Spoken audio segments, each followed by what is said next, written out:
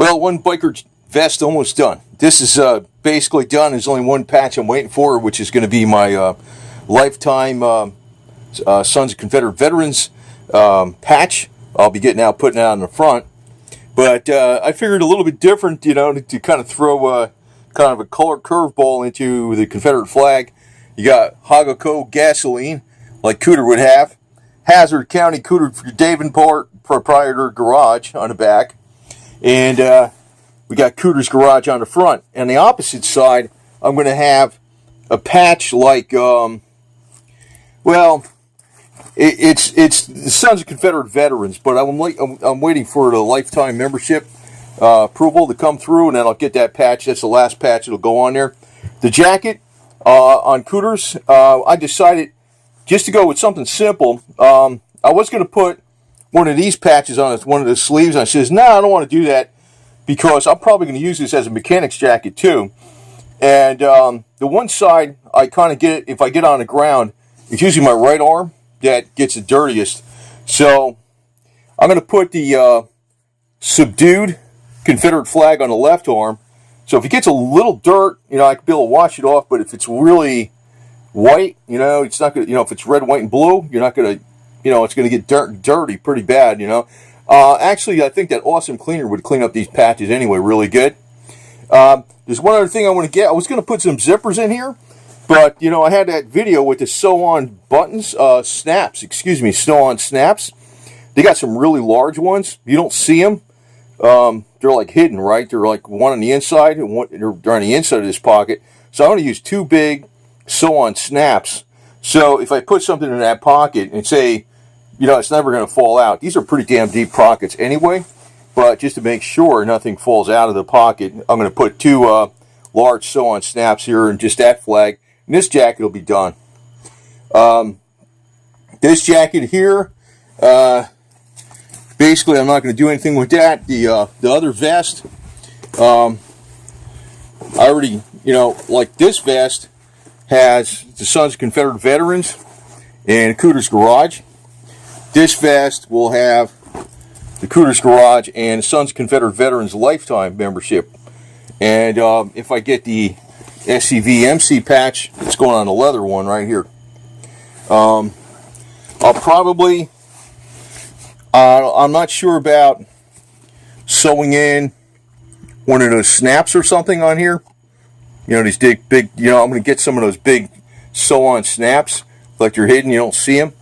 And, you know, one or two of them, just so you got some extra security. Because when you're riding, you don't want to lose nothing, man. I mean, even on a doubt it's going to fall out of these pockets. But, you know, you also got these big pockets here, too. So, you know, I was taking some time to do this stuff.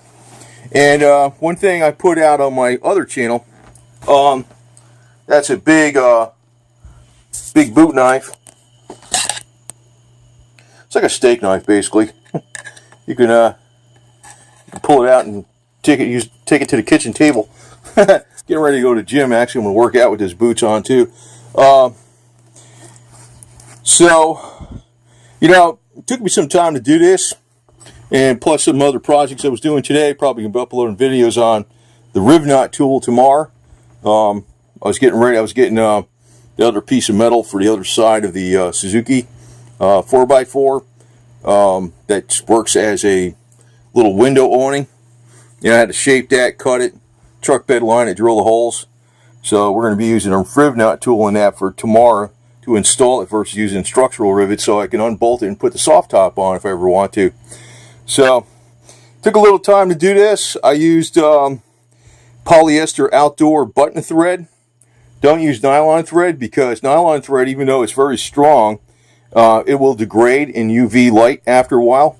That's why polyester thread is called outdoor thread. It's about as strong as nylon, but it doesn't degrade and it's rot proof, and it doesn't degrade in UV light. So that's what you want to use. So, you know, I had black thread, which I used on the dark blue around here. You barely notice it. And I also used like a tan thread on the gold. You can't even tell it's there. This came out good.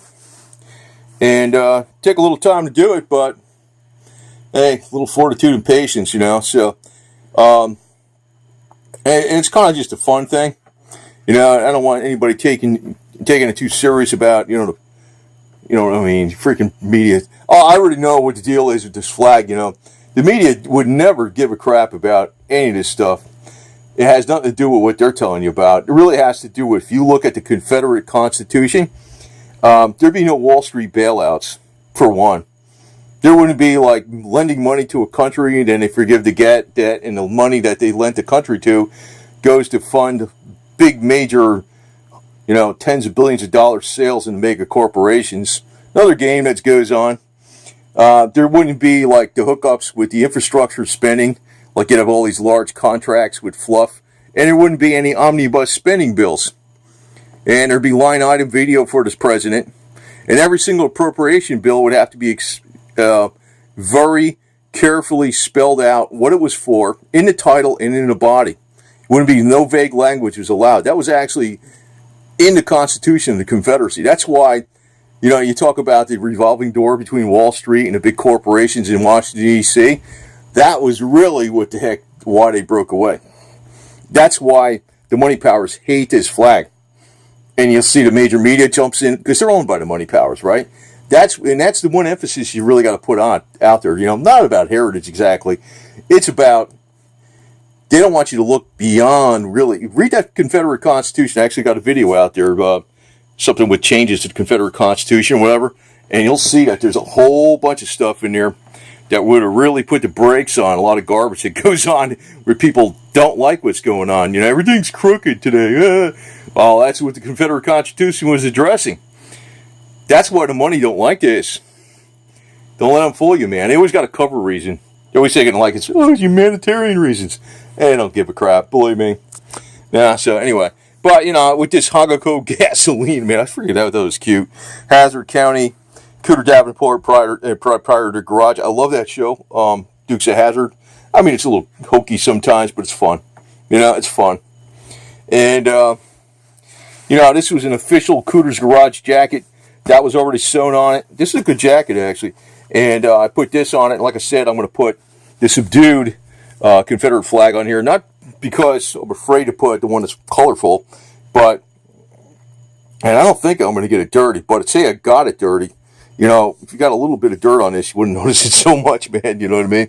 Because I'll probably use this jacket, because I do actually work on cars, motorcycles, and, you know, I'll do a lot of different things, fencing and stuff, or whatever the hell else, some welding, and so, but a lot of stuff has been going on today, I just haven't been filming it, but this took up some time too.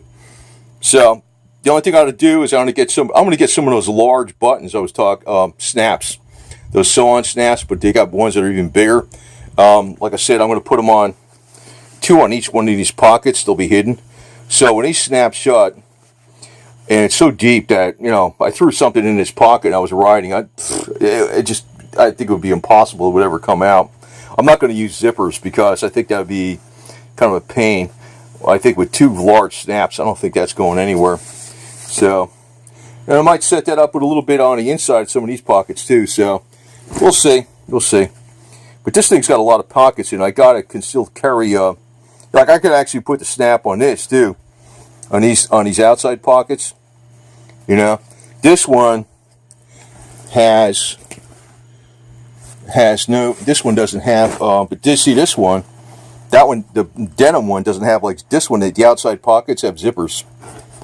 This one is actually better. That's why I don't know, I'll ride with either one of them.